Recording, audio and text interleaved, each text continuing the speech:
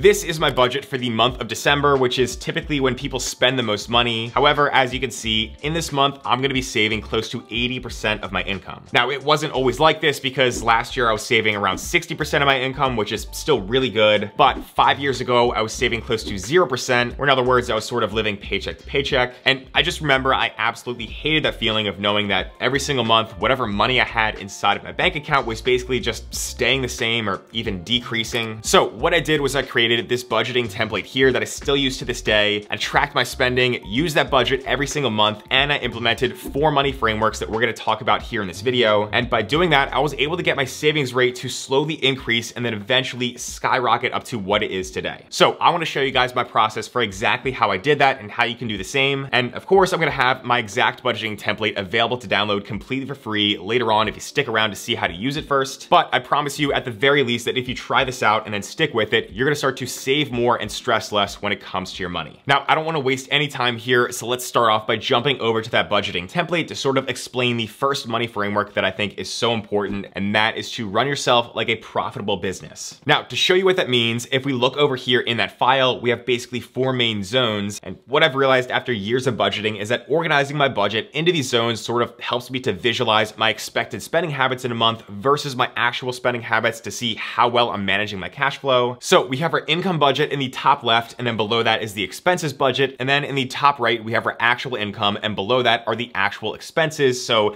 let me explain how all that works. Now, the income budget in the top left is basically what we're estimating we're gonna earn from our job, our side hustles, or anything else. So for example, if you're working a regular 9-to-5 job and you know you get bi-weekly paychecks, then you probably get the same amount deposited into your bank account from your employer about twice per month. And you can go ahead and enter those numbers here. So for this video, let's pretend that we get paid $1,700 twice per month on the 8th and the 22nd. Now, to keep it simple, if you're a W-2 employee and you already have taxes withheld by your employer, then you could just literally enter exactly what you receive from each paycheck. But if you get paid without having taxes withheld, then maybe take your income and multiply it by 0.65 to account for money that you're gonna have to set aside for taxes. So for example, if we make maybe $100 by delivering Uber Eats as a side hustle, we're probably gonna have to pay taxes on that at some point. So I could write a basic formula here that says equals 100 times 0.65 and then press enter. And so my true net take-home pay after taxes would be more like $65. But for this example right here, right now, I'm gonna delete that side hustle and just pretend that we only have those 2 $1,700 paychecks to start. Now, for the expenses budget underneath that in the bottom left of this sheet, this is gonna be what we're projecting to spend in different categories throughout the month. So again, at the beginning of the month, after we write down our expected income, the next tier, we wanna separate our expenses into different categories down here. So basically, we wanna set our budget by filling out how much we expect to pay for things like rent, groceries, a car payment, and other stuff like that based on our previous spending habits. And I went ahead and entered in some of those things in this section as examples for this video. I like to try to get as specific as possible when I'm breaking down these spending categories into different fixed expenses and recurring payments that I know I'm gonna have each month. But then I also try to include more variable expenses as well that could be a bit more generic, like miscellaneous, shopping, and even trips to coffee shops. So the idea here is just to find what works for you to estimate your total monthly spending. Now, in terms of that first money framework to run yourself like a profitable business, to do that, what we would wanna see here is that obviously our estimated income minus our estimated expenses equals something that is greater than 0, because that means as a business, we would be left with an expected profit at the end of the month. So to calculate that profit along with the savings rate, what I did was I created these yellow cells down here. But for this example, we can see that our estimated income and our estimated expenses are both $3,400. So right now for this month, we're projecting to have $0 in profit and a 0% savings rate, which, like I said, was exactly where I was at 5 years ago. So the goal is to figure out how to improve that. Now, living paycheck to paycheck with a 0% savings rate is tough, but it's also pretty common with over 60% of people living that way. However, I actually think the true number of people who are paycheck to paycheck is a lot higher than that, with just less people realizing it. And the reason for that has to do with a big problem that a lot of people seem to have, which is that they either have no idea how much they spend each month, or they just grossly underestimate their spending. So going back to that example of somebody projecting their expenses to be $3,400 per month with all these categories, the scary truth is that number could be a lot higher if they're just guessing. Now, this leads me to the second money framework, and honestly, this is such a crucial step that most people for some reason are just not willing to take, even though it would put them ahead of probably 90% of the population. So that is to track your spending down to every last dollar for 2 to 3 months to better understand your spending habits. And maybe some people out there just don't want to put in the effort to do that, while some other people are actually genuinely afraid to look because they don't don't want to know how much they spend. But the fact is that if you want to increase the amount you save each month, then eventually you just got to face reality and see where you're at. I actually like to relate this to another area of life that a lot of people struggle with, which is food and diet. So my freshman year at Penn State, I started hitting the gym every day and eating whatever food I could so I could try to build muscle and get in better shape. But I didn't realize the food that I was eating was just terrible, and I think I actually got into worse shape because of it, since it was just bad dining hall and takeout food. So one day I decided that I was gonna track the protein, carbs, and fats that I was eating without changing anything, just so I could see exactly what I was fueling my body with. And after about a week of tracking my food, I was just shocked at how terrible my eating habits were. But now I sort of had that baseline of what I was consuming, so I started cutting out bad foods and then adding in good foods with more protein and stuff like that, which helped me out a ton and put me in a much better place with my health. And the point of that story is that 5 years ago, when I was living paycheck to paycheck, I knew I had to do the exact same thing and track my spending habits just like I tracked my eating habits, so I could see what needed to change. So back to the budgeting template. Again, just track your expenses for a few months so you can get a good idea of what your normal spending habits are really like, and that's gonna help you to get much more accurate numbers for this estimated expenses section. And then you can try to adjust those numbers later on by cutting back in certain categories to increase your personal monthly profit. Now, the next step here in the sheet, after we've entered in our expected numbers, is to track our actual income and expenses to see if we're staying within our budget for a certain month. And that's exactly what we're gonna do here with the two zones on the right. So it's pretty easy, but in this top right zone here for actual income, throughout the month, we wanna just write down our income as we receive it from our paychecks or any other sources. So for this example, let's just say I did end up getting my 2 paychecks as expected, which added up to $3,400. Now below that, for the actual expenses, you can fill this out at the end of the month, or what I like to do if possible is every week or every other week, I try to log into my credit cards and my bank accounts to fill in these expenses so I can really stay on top of things and get better live feedback. But basically, as an example here, let's say I wanted to go ahead and track my rent expense, which is due on the first day of the month. So I could type rent in here, and then for the vendor column, I'll just type in landlord. But for this blue column under category and this green column under amount paid, I color coded these to make it easier to understand. So for the formulas to work, the blue category column here on the right needs to match up exactly with the spelling under the blue category column over on the left. And then this file is basically gonna recognize that, and then whatever amount we put in the green amount paid column over on the right, that is gonna be added up under the same category in the green column on the left. So if I type rent in the blue column, which matches up with the category in our budget that we wanna track, and then if I enter in our rent expense as $1,600 that was paid, what we're gonna see is that we'll log it over there on the left, and that actual amount matches up perfectly with our expected amount, which means that we're within budget. And then over on the right, we can also enter in other things that are optional, like the date, what credit card we use, and if we earn any points, because obviously I'm a big credit card nerd over here on this channel. Next, let's say I'm logging my grocery expenses and I went to the grocery store a few times this month. So if I type in groceries, Whole Foods as the vendor, and then the category is gonna be groceries, again, to match up exactly with that blue category column on the left. And then we'll say we paid $120 because groceries can get expensive. So that's gonna log over on the left under the actual amount that we paid, so that again, we can see exactly how much we're spending and if we're within budget. But let's add a few more grocery trips for the month here. So let's do groceries at Whole Foods again, under the groceries category for $130 this time. And then let's just repeat that a couple more times here as well by dragging that down here in the sheet. And then we'll say we spent $125 and then $100 on the next 2 grocery trips. Now, what you can see on the left is that with each time I enter a grocery expense, as long as I tag it the right way with the grocery category, then my budget template here is gonna add up any amount that's tagged as groceries, and it's gonna show us that total sum in the green actual amount column. But now let's say that we're still in December and I gotta do one more trip to the grocery store for another $100. So again, we'll enter that in under the actual expenses, and after that's entered, you're gonna see on the left that now we're at $575 total grocery spending, which is above the $500 budget for that month. And what I did was I told this file to automatically go ahead and make that cell red so we can see that we're over budget in that category for the month, and then maybe next month we could try to cut back a bit. So basically the main point of this budgeting template is to make sure that anyone who uses it just becomes more conscious about their spending habits, because I truly think that many people out there just have no idea about this stuff. Also, as a quick side note here, but this is sort of a budget that's designed for a single person or for couples who budget together with combined finances. But if you want to keep things separate with a partner or even a roommate or somebody like that, then I made a similar 2-person budget in another tab that we can click on at the bottom of this file here. So I added one extra column there, and the way that would work with expenses is that, for example, if you paid $1,600 for rent, but then the other person is gonna pay you back for half of that, then you would just enter in rent and then rent as the category as well. And then maybe you paid a total of $1,600,